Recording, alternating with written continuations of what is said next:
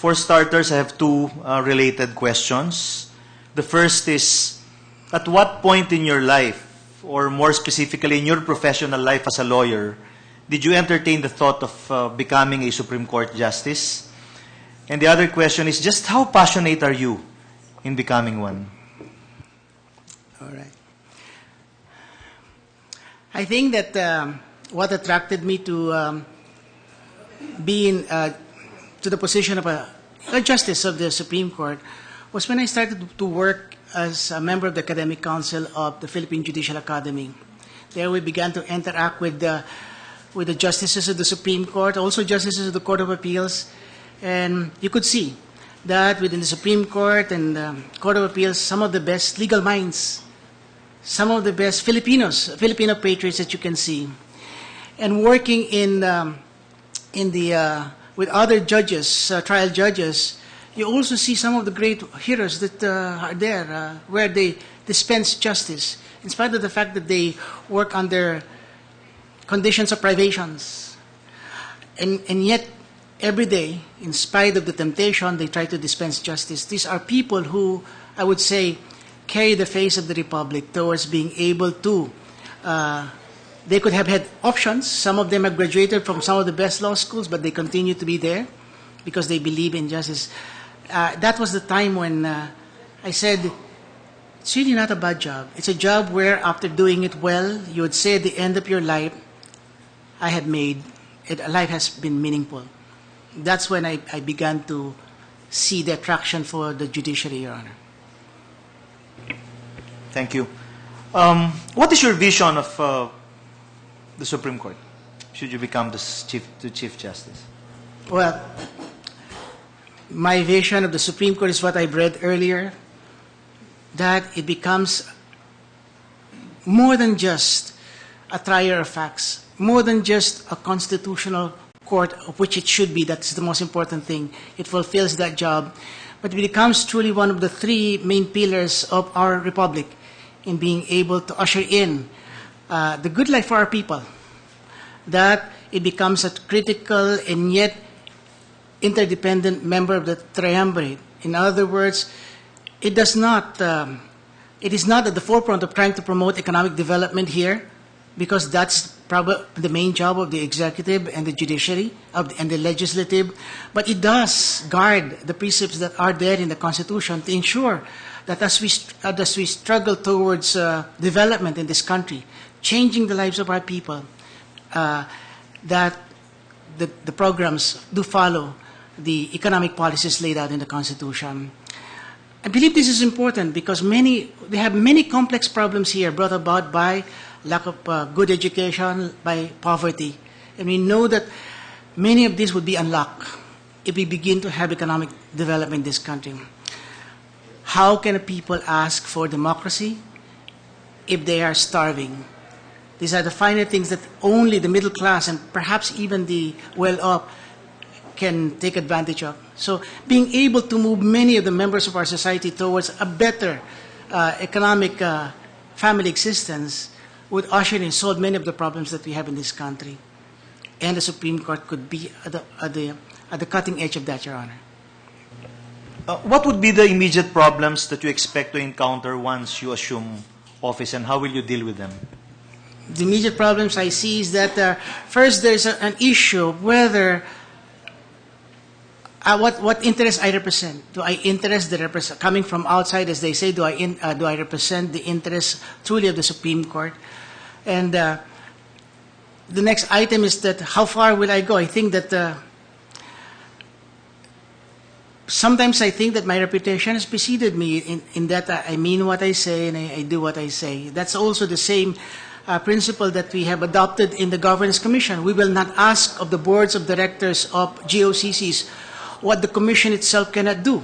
And therefore, if we ask of them good governance, we must be 1,000 times better than just being good governance. And therefore, I think it's the sweeping changes that may be demanded of, the accountability that may be demanded of, that are the changes. But I think that many members of the Supreme Court who know me personally would be able to know that as I've worked with them, we only have everybody's good intention to resolve, all consistent with trying to build a better republic. I think those are the change that probably they expect to come. There is, and I am now starting to read from the suggested questions from the public, there is jurisprudence which in essence states that the mistake of the lawyer binds the client. Is this not an unfair ruling? It probably is, Your Honor, but in the end, that's how important the role of every lawyer is in society. They are the ones who have received the training. They are the ones who have received, in fact, a license from the Supreme Court to represent the client's interests.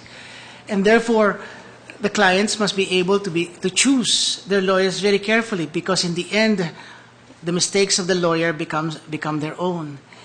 And the problem with that, Your Honor, is that some lawyers will make a mistake, some of them intentionally, some of them maliciously, and it just ruins the entire profession. It ruins the reputation of all the other lawyers who daily try to find their way towards achieving justice for the member of society.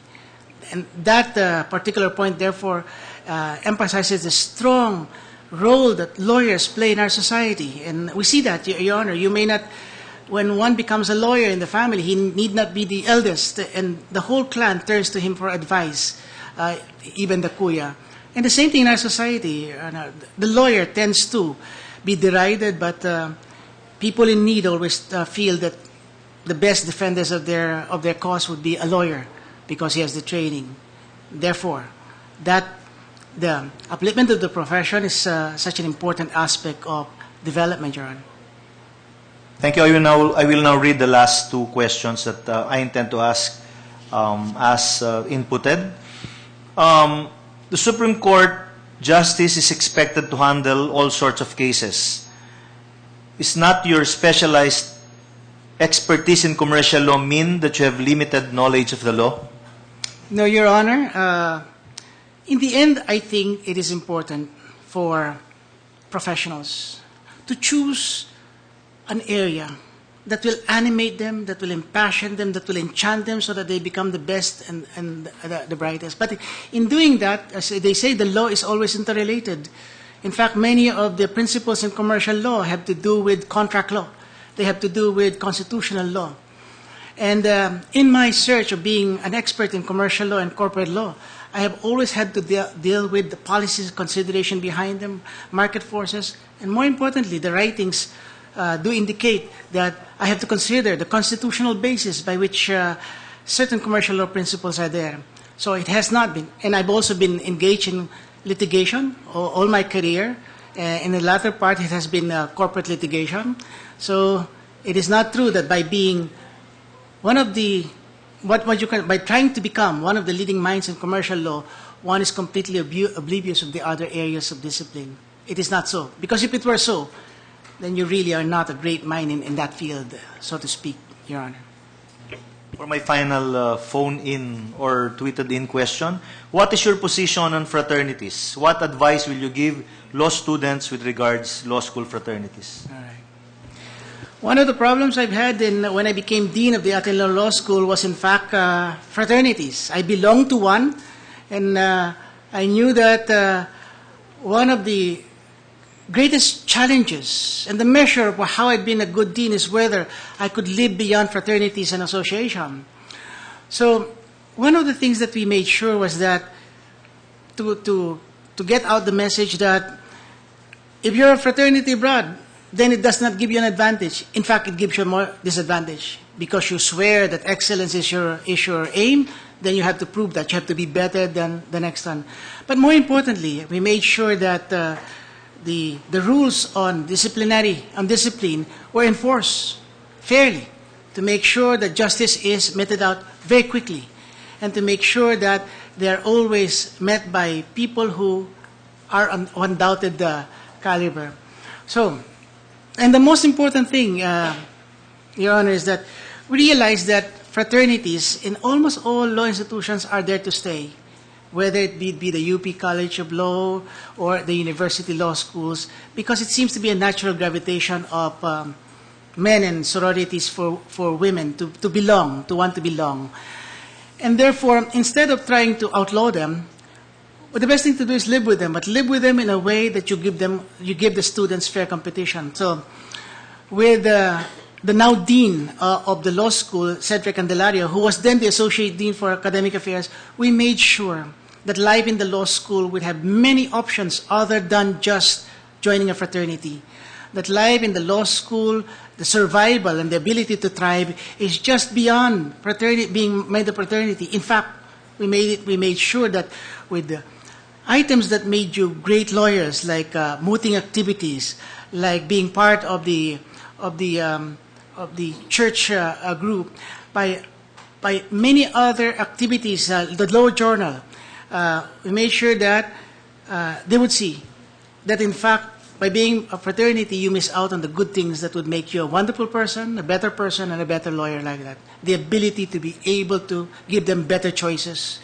If there's a great ideal beyond fraternity, then the solution was to give them a better idea and a better ideal. This is what we proceeded to give, so that it became a mark of distinction, even as when they went to practice, to have been part of a mooting competition, to have represented the Ateneo and the Philippines in international mooting courts, and to have won world championship, to have written journal articles, to have been part of the Ateneo Law Journal. Those are the things that are really badges of what makes a great lawyer. That's how they should be handled, we thought, Your Honor. Thank you very much and good luck, Dean Villanueva. Thank you, Mr. Chair. Justice Lagman, please. Okay, thank you very much.